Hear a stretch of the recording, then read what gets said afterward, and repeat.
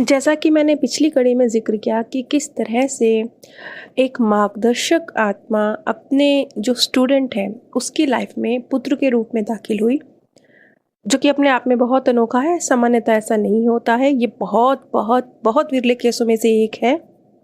लेकिन अब जब वो, जो कि उसके सोल प्लान का हिस्सा भी नहीं था, ये चीज़ डिसाइडेड नहीं थी कि उसका मार्गदर्शक इस तरीके से उसके जीवन में आएगा, लेकिन फिर भी क्योंकि उसके जीवन में बहुत ज़्यादा दिक्कतें चल रही थी, बहुत बहुत ज़्यादा परेशानियों में वो थी, तो ऐसी अवस्था में मार्गदर्शक उसके जीवन में पुत्र के रूप में आया। वो किस तरीके से इस चीज़ को समझ रही थी वो तो मैंने पिछली कड़ियों में जिक्र किया, लेकिन अब अगर हम ऐसी अवस्था में मार्गदर्शक स्तर की आत्मा की बात करें तो पहले तो हमें ये समझना होगा कि ये सामान्यतः एक तरह से देखा जाए तो थोड़ी सी चीटिंग में आता है, क्योंकि मार्गदर्शक को ये चीज़ उनकी इजाज़त में भी शामिल नहीं होती कि वो अपने जो स्टूडेंट हैं उसके सामने प्रत्यक्ष हों। वो अप्रत्यक्ष रूप से ही कार्य करते हैं, वो कभी भी प्रत्यक्ष सामने नहीं आते हैं। यहाँ पर भी वो पुत्र रूप में आया है, मार्गदर्शक के रूप में तो बाद में वो माँ उसे पहचान रही है, लेकिन यहाँ पर भी उसने मार्गदर्शक का मतलब ये प्रदर्शित नहीं हुआ कि वो मार्गदर्शक के रूप में आया, पुत्र के रूप में उसके जीवन में आया। लेकिन अब वो जब उसके जीवन में पुत्र के रूप में रहेगा तो वो ऐसा कोई कार्य नहीं करेगा जिससे उसकी लाइफ लेसन डिस्टर्ब हो, जिससे उसके जो कार्मिक अकाउंट है वो डिस्टर्ब हो, या उसका जो सोलमेट है जिसके साथ उसका जो भी कार्मिक अकाउंट है, जो भी रिलेशन है, वो डिस्टर्ब हो। ऐसे समझ लीजिए जैसे कि टीचर बेशक बच्चे के साथ में बैठा है, वहीं चेयर पे टीचर भी बैठा है, वहीं डेस्क पे बच्चा भी बैठा है, लेकिन टीचर चीटिंग नहीं करा सकता बच्चे को। सवाल तो बच्चे को खुद ही हल करना है। बेशक टीचर सामने है, फिर भी वो चीटिंग नहीं कराएगा। इसी तरह से वो जो बच्चे के रूप में, जैसे कि उसके शब्द थे कि बहुत संबल मिलता था उसे देखकर, ऐसे लगता ही नहीं था कि मैं किसी बच्चे की आंखों में देख रही हूँ। मैं जब थकी मांदी आती थी तो ऐसे लगता था कि जैसे जैसे बच्चे होते हैं ना, बच्चे रोते हैं, मतलब माँ को बल्कि और इमोशनली हर्ट होता है कि मैं बच्चे से दूर रही, बच्चे को मेरी वजह से तकलीफ हुई, वो नहीं होता था। बल्कि इसके उलट वो जब घर आती थी तो एक बड़े व्यक्ति की तरह वो मुस्कुराता हुआ उससे मिलता था। अब मैं ये समझती हूँ कि अगर जैसे कि वो पुत्र के रूप में उसके जीवन में आया, अगर देखा जाए तो ये उल्लंघन है। मार्गदर्शक ऐसे सामान्यतः नहीं आते हैं, तो यकीनन अब वो उसके जीवन में बहुत ज़्यादा इंटरफेरेंस नहीं करेगा। एक अप्रत्यक्ष मार्गदर्शक जितना अपने स्टूडेंट की लाइफ में उसको सही दिशा देने के लिए कार्य कर सकता है, एक प्रत्यक्ष मार्गदर्शक को उतनी ज़्यादा इजाज़त नहीं होती होगी।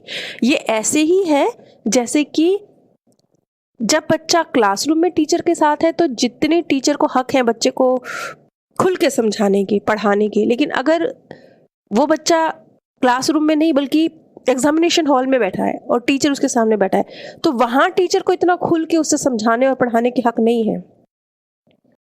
लेकिन फिर भी ये बहुत बड़ी बात है कि ना सिर्फ वो उसके जीवन में पुत्र बन के आया, बल्कि उसे पता भी चला, ये उसे एहसास भी हुआ इस बात का। ये अपने आप में बहुत बड़ी बात है।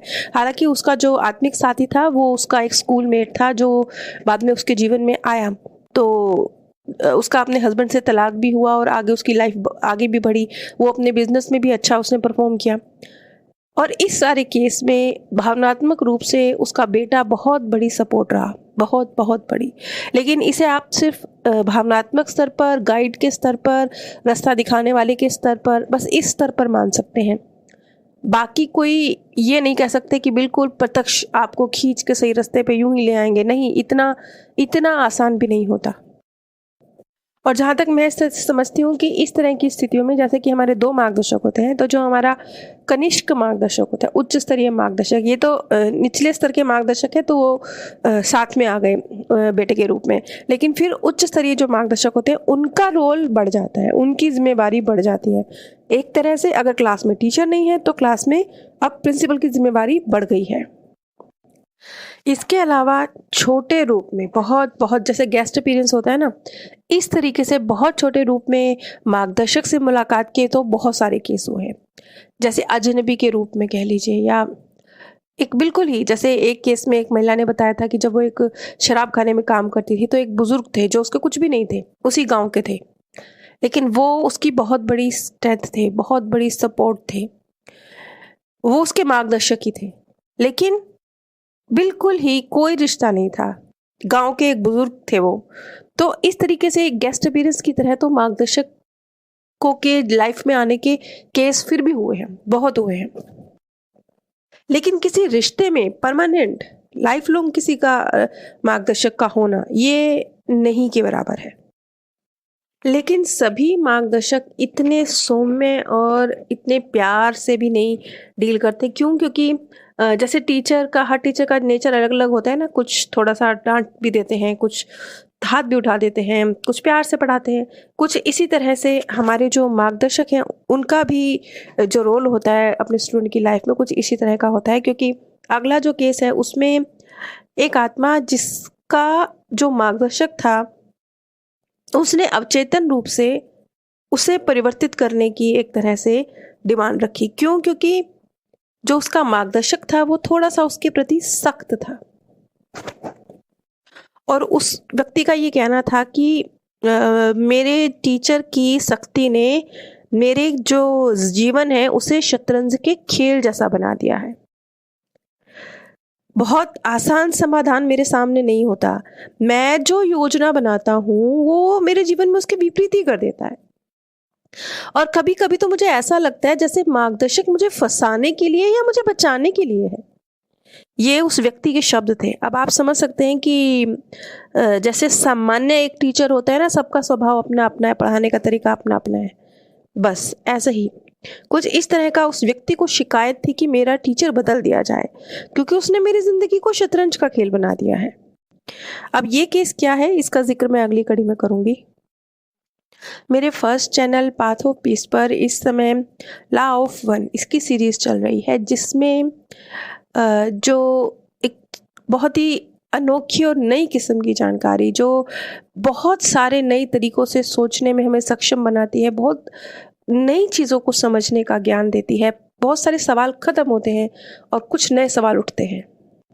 इस तरह की एक सीरीज है जिसमें रा जो कि सूर्य प्लैनेट के निवासी है। अब यकीनन अगर हम साइंस की बात करेंगे तो सूर्य पर तो कोई जीव हो ही नहीं सकता, लेकिन ये एक आध्यात्मिक जर्नी है 3 व्यक्तियों की, जिन्होंने, आप सरल भाषा में एलियन कह सकते हैं, उनसे संपर्क के द्वारा बहुत सारी जो जानकारी एकत्र करी वो जानकारी हम तक पहुंची है, जो मैं पाथ ऑफ पीस जो मेरा चैनल है उस पर आप लोगों के साथ शेयर कर रही हूँ। इसमें जो जानकारी दी गई है वो जो कि सूर्य प्लैनेट के निवासी हैं, लेकिन शुक्र ग्रह से हमें गाइड करने के लिए यहाँ आए हैं और हमें जानकारी दे रहे हैं कि किस तरीके से भगवान, ब्रह्मांड, जिंदगी, जो उलझे सवाल हैं, इन सब के सटीक उत्तर। अगर आप ये सीरीज सुनने के इच्छुक हैं तो ये पाथ ऑफ पीस चैनल पर शुरू हो चुकी है। अगर आप मेरे द्वारा शोक सभा में शांति संदेश चाहते हैं तो नीचे दिए गए व्हाट्सएप नंबर पर संपर्क कर सकते हैं। आप सभी पर परमात्म सौंदर्य, प्रेम और आनंद सदैव बरसता रहे। आप सभी दिव्य परम धाम में स्थापित